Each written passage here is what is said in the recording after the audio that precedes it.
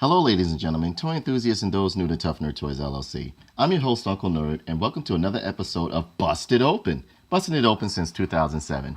And today we'll be reviewing Hasbro Transformers Titan Returns Grax and Skullsmasher. Now, with this figure right here, I didn't really, by the time Skullsmasher came out, me and my friend Daniel, we were kind of like getting out of Transformers because it was going like way off the deep end, but we were still collecting. I remember, I think it wasn't Rat Bat, but it was a bat that you put the head on or something like that. But I've always liked the animal Transformers within the line. So with that being said, we're going to go into busting open Grax and Skullsmasher. So it comes in a typical package that they all come in. You have the Transformers logo, the Transformers logo on the side, Titans Return, everything, all the information, the product image right here. And along the back, you got the other what he's called headmasters. You have Terry Bull. I guess he's going to be one of the new headmasters coming out. Scourge, Galvatron, and Autobot Blaster. I'll be doing a review on him soon as well. And again, you got the image of the product right here. You have the headmaster, which is, I think that's Grax right there. Then you have Skullsmasher himself, Skullsmasher himself, and you know, other little items right there. Hasbro logo, you know, so on and so forth. The package is typical blister package right here, and I mean, does it have any bio on him? It says, I think his bio says, if I'm not mistaken, it says, the Decepticons unite with Titan Master partners to power up for battle. Grax makes his energy signature of the bots he's bonded to, making Skullsmasher invisible to all Autobots. So I guess one of his powers are invisibility. Whereas I think Thundercracker and Mirage back in the day had that power. Not Thunder, was it either Skywarp or Mirage, or they both had kind of like that teleportation or invisibility power. But enough about that, let's go into the figure. And again, we're gonna bust them open. I already busted them open and transformed them so it wouldn't be so long like it was last time. It comes with the instructions as with all Transformers, and comes with a bio card right here. And he's actually pretty strong, so I mean, yeah, he's not that fast, but yeah, he's basically a brute. So yeah, got the card right there. Coming to the package here, let's take all this stuff out, put this over here. And he comes with a plethora of weapons. He has like his alligator head that you're gonna have to put on to the figure when you start, you know, playing with it. It has great jaw detail. There's a lot of articulation with it. A lot of stuff going on with this guy. Real good detail. Nice detail. I'm really liking it. With the Decepticon symbol on the head, and I love the paint. Nothing bleeds in. Like it seems like it was sculpted into the. Everything is sculpted as far as the paint job. I love the tongue that they have in the inside of the mouth and everything like that. That's pretty cool. He comes with his blaster right here. A real nice blaster. And anything else? Nope, that's it. And he has his tail that you can connect right here. And this is like a little cannon piece right here. You'll see what it's for later on. Alright, and then we have the figure itself. The figure is actually pretty good. I love the detail in his face and everything like that.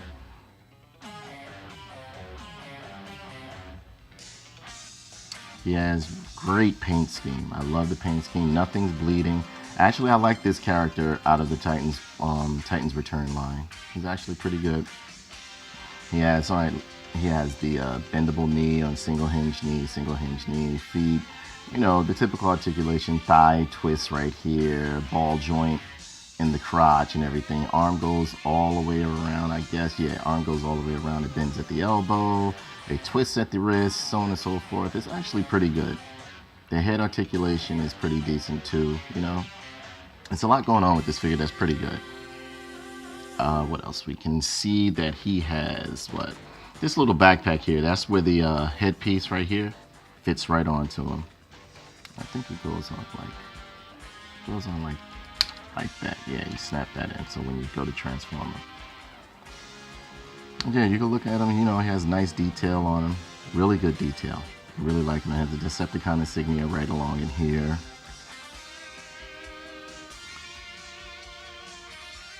Look at him real good. He's actually a pretty good figure. He's a little bit loose, but we're going to go into the transformation of him real quick. So what you're going to do, you're going to always make sure with these headmasters to take the head off first. This one's a little bit difficult. I don't know why, but it's on nice and tight. And again, I like the head sculpt on this guy right here. It's actually pretty good. That's him, and you spin the head around. Sometimes you got to twist the heads around to fit into the peg on the action figure. But yeah, this is his headmaster. This is his head right here. Great detail, real nice detail on him. I'll put that over here. Now, what you want to do, you want to take these wrists right here, fold these wrists up like that, bring these arms in, kind like on a slant a bit, because you'll see why in a minute, because these pegs right here, they're going to fit into these pegs right here. So you want to basically line them up a bit like that. That should be it. If it's not, we're going to manipulate it or, you know, move it around to where it fits. You want to lock these pegs into his head right here. You see? You lock those in. You take his arms, twist them around like this to where like they pretty much like they make the reptilian feet right here. And his transformation is pretty simple. It's kind of like reminiscent of the old Skullsmasher. And you want to take these legs right here. Not that much twisting or contorting with this guy. You want to take the legs right here, push them together. It's a little bit hard, but you can do it, or you can do it this way and bend them by the knee. Bring it up like that. Bring it up like that. Snap these into place. Move the legs down a little bit to where like he's fully onto the floor, or like, you know. And you take this tail piece right here, which is going to be a shield. You push that right onto this little part right here. And then you're going to take the weapon, his gun, and you can store that right under here. I think it's cool because it's like he has a laser tail. I don't want to push it on too tight because it'll be difficult to kind of take off when it comes for me to transform it back.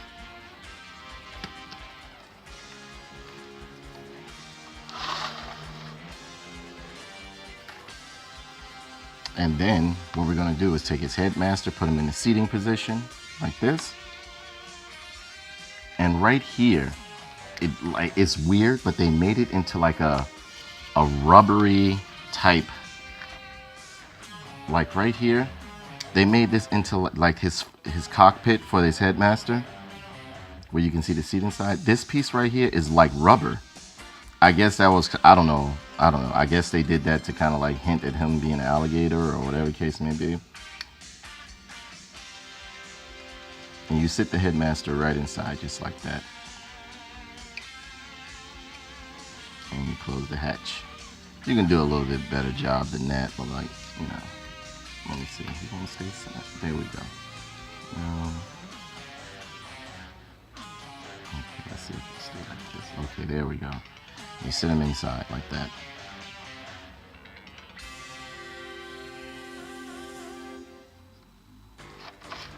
And there we have Skullsmasher in his robot form.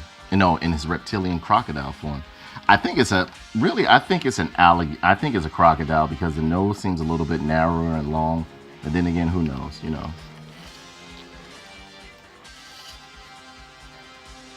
I'm gonna straighten out the feet a bit. And I actually like this figure. Lock him in a little bit more towards his pegs. Don't seem like he locked in like I wanted him to. Right there. And right there. There we go. Now he's locked in. Nice and tight.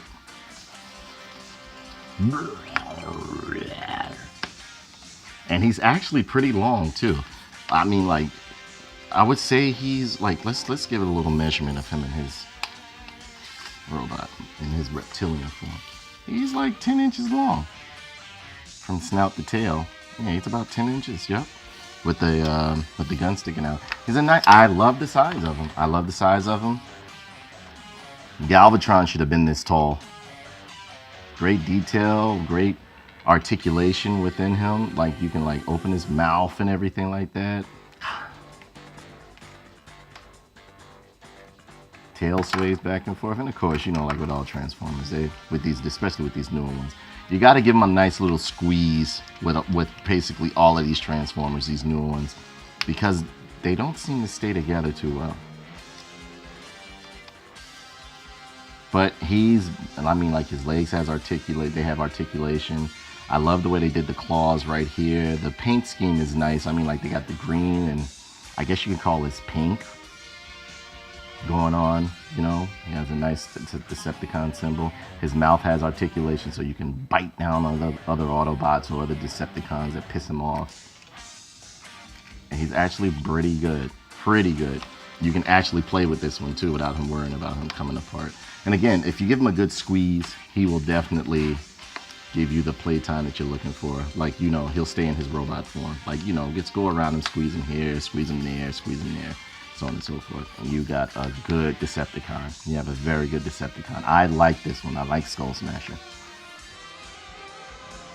which is pretty good for a deluxe figure. I really like this figure a lot. I've always liked the Beast character, like the animal characters within like the Transformers line, like the Dinobots, the Predacons, so on and so forth. But yeah, they did a real good job on Skullsmasher. He has great detail. Great detail. He's reminiscent of the classic G1 figure of Skullsmasher.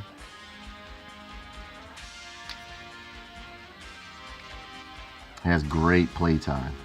Great playtime. You're going to get a lot of playtime out of this guy. Tail sways back and left to right. I mean, you know, the articulation in the legs, they move. Of course, this is his arms right here. You know, and you know, the headmaster sits in the cockpit right here. So yeah, you're really going to enjoy this figure if you're into like Transformers and the new Titans Return line. I'm really digging it, and I love the fact that when you open this mouth right here, you can see his tongue and everything like that. Because in the classic one, the headmaster actually fit right in here. Actually fit right in here. All right, with that being said, we're going to transform this guy, okay? We're going to transform it back to robot mode. So you take the tail off like that, bring these legs down like this. Nice and again, be careful. Be very careful when transforming these guys because they're not die-cast metal like the old ones. Flip the feet out like this, right here. Don't do it too hard. That's another thing why you'll always see me being so careful with these because I get a little heavy-handed sometimes. Flip the feet out like this. Bring this around. Take the head, gently pull it back like that. Pull the arms down like this. Unhinge him right here, unhinge him right here, bring it down flush, open his wrist up right here, do the same on the other side over here, twist his arm around to where like his elbow is facing front, twist this around to where his elbow is facing front, bring these flaps up, make sure he's nice and straight, get ready to put him into pose. Oh, we forgot to take his head out of the back. Take his head out right there. We'll stand him up over here. Just want you to get a little bit more articulation, like a little more, look at his head a little bit more, check out the sculpt. He wasn't that hard to stand at first. I don't know, I guess behind me transforming him so much, he's become a little bit, you know, loose. Again, like you just take the head like that. When you want to transform the head back, just take him like this, because he's going to be in a seating position like that if you want to sit him in the back. You just take him like that, fold him under, and I think sometimes the best idea is to twist the head around like this so that it'll fit into this peg right here. All right? Pop that in there.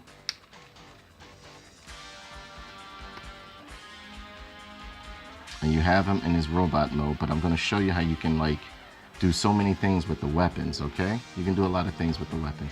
Me, I like to keep his claws kind of like outflow, so like if he goes melee, he can like use the claws and stuff like that.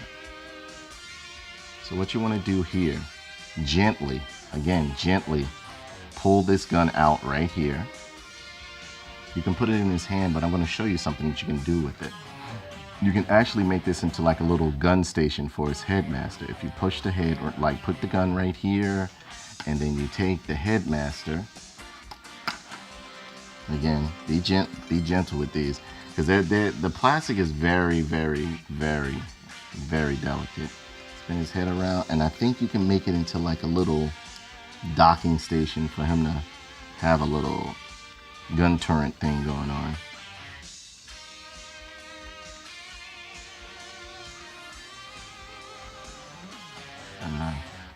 Yeah, his arms are a little stiff. I'm not going to test it, because I'll probably end up breaking it. But yeah, you get the idea. That could be like his little gun turret thing to help him out, help out Skullsmasher.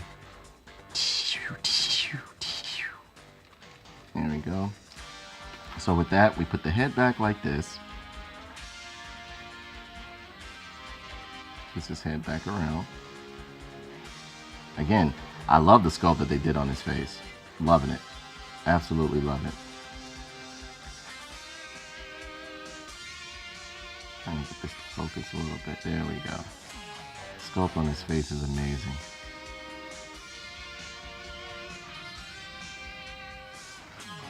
Put that guy in there. Boom. Just trying to make him stand up.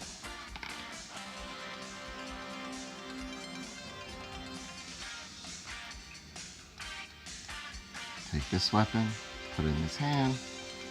Take this. This can be like a shield slash blaster right here. And there you have Skullsmasher. I really like this Skullsmasher figure. They did a great job. I think Hasbro did a pretty good job on this one.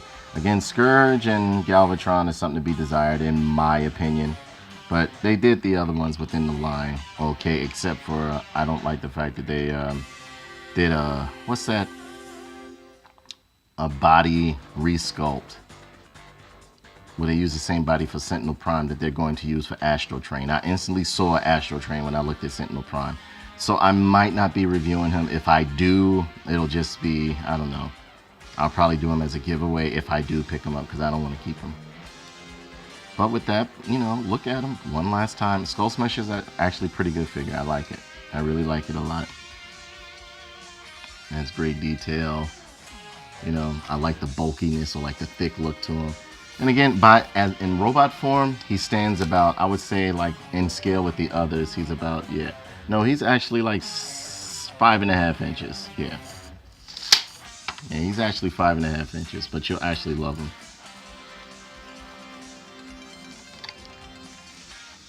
Well, you know, that's Skullsmasher. I think I covered everything on Skullsmasher, but if you have any questions, leave questions in the comments down below. And I want you to check out my friend's channel at Toy News International. His name is JC. I'm going to leave a link down in the description below. And he does some great reviews on toys. I mean, he's my mentor in certain aspects. He helps me, do like these action figure reviews and everything, because I was doing them before. But, I'm always looking to learn and to get better and to offer you guys greater and better quality content. So, there we go. Yeah, I kind of like this pose right here. Yeah. Turn his head a little bit. There we go. So with that being said, that brings this review to a close. Please be sure to comment, like, and subscribe here on YouTube and share this video. Also follow us on Facebook, Twitter, Instagram, and finally Twitch for more unedited dialogue, news, reviews, and gameplay. Finally, don't forget to hit the donate button, as any little bit counts and is greatly appreciated. Not to mention, a portion of the proceeds go to various charities. I'm Uncle Nerd, thanks for tuning in, and don't forget, if you buy a toy, bust it open. See you soon.